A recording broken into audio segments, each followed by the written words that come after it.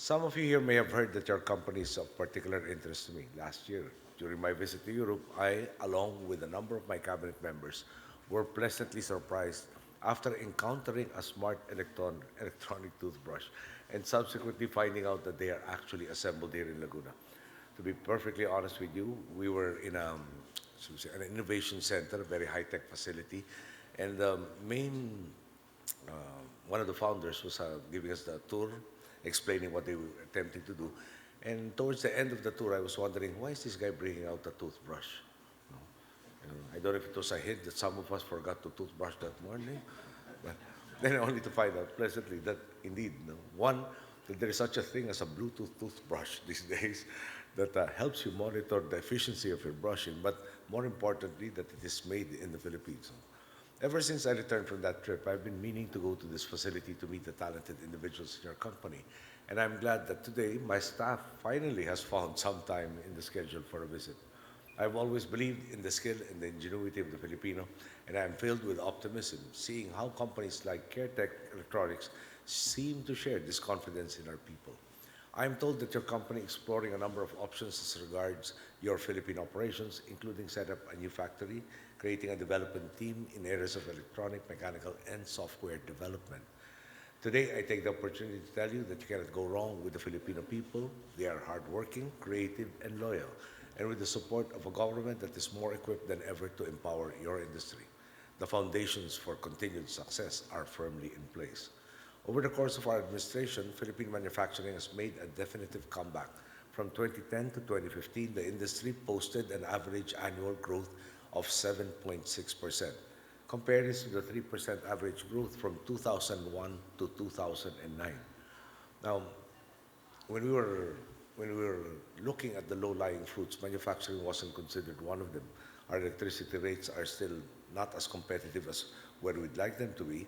And to be honest with you, when something as simple as an electric fan had to be practically totally imported in this country because we couldn't compete with the manufacturing giants to our west. Now, to see the resurgence of a manufacturing industry in the country and to get higher and higher in the value chain is truly gratifying. Seems like all the effort, the blood, sweat, and tears has really been paying off. Your company is proof positive that this growth isn't driven by simple manufacturing, that we are already making our way up the value chain. In recent years, we have seen companies setting up shop in the Philippines to produce high-tech equipment. Apart from smart toothbrushes, we have been chosen as the manufacturing site for a lot of aircraft components, medical equipment like hemodialysis treatment devices, and hopefully our contribution also to the global fight against global climate change, electric tricycles, amongst others. Perhaps others might point out that some of these high-tech companies do not necessarily hire very large amounts of people. While this may be true, it fails to acknowledge how these companies also equip the people they hire with the know-how to make larger and larger differences in their respective milieux. Take, for example, a woman by the name of Cristina Reyes from Pangasinan. After being a victim of abuse as an overseas worker in the Middle East, she came home and took a course in massage therapy under Technical Educational Skills Development Authority. She graduated, she found a job in a spa where she became eventually its operations manager. And from there, the training experience she received allowed her to realize that this was something she can do for herself, which led her to put up not just her own spa, but four branches of this spa. And she has now moved into franchising of her concept with three new branches for the spa. Truly something from an OFW who was victimized, who was very despondent, to see being such a success story. Her story, among many others, show the overwhelming positive effect when government and private sector alike are able to empower the people. In particular, when companies in cutting-edge industries like yours hire Filipinos, they likewise facilitate a critical transfer of knowledge. And that does not simply help our manufacturing sector. It permanently raises the value and the skill sets of our people.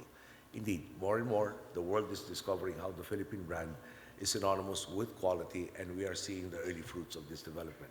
I assure you that our administration will do everything in its power to continue this trend. Part of the strategy, part of the strategy is making certain that companies in your sector will have access to employees with the right skill sets, and we have made significant progress in this regard.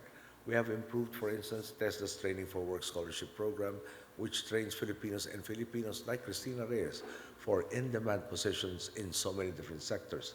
Between 2006 and 2008, the employment or placement rate of the program's beneficiaries was at a mere 28.5%. By 2014, through extensive consultations and partnerships with the private sector, this number has risen to around 71.9% placement rate, defined as finding a job 6 months after graduation from the program. Might I point out that there are industries in which this program has done exceptionally well, such as the semiconductors and electronics industry, where the employment rate for our TESDA graduates has reached more than 95%. There is also a general upward trend in the number of yearly graduates from science and engineering courses. These are welcome indicators, especially as government seeks to continue the revival of Philippine manufacturing. Apart from increasing the access of the business sector to skilled workers, this can be done by providing services that encourage companies to conduct more and more of their processes here rather than abroad. This is the idea behind projects like ADMATEL, or the Advanced Device and Materials Testing Laboratory. The goal has been to give the electronics industry a place on our own shores to conduct failure analysis and materials characterization, as opposed to sending their products for testing abroad. It drastically cuts their turnaround time from 5 to 6 days when done abroad to about 24 hours here. And I'm pleased to note that over the past 3 years, the number of companies availing of these services has quickly risen, from just 34 in 2013 to 164 as of December 2015. In 2015, we launched an Electronics Product Development Center, which conducts electromagnetic compatibility testing for electronics, which I'm sure Secretary Cristobal will explain. Through the EPDC, our products can be much safer and can more easily match, if not exceed, the current international standards. All these initiatives have an overarching goal: to harness the talents of our greatest resource, namely the Filipino people, both for their families' well-being and for our nation's continued economic growth. I know that I only have 91 days left to personally lead government towards this goal, but I have faith because we have companies like you here who invest in our country and our people and who give Filipinos the opportunity and the freedom to unleash their skill and creativity.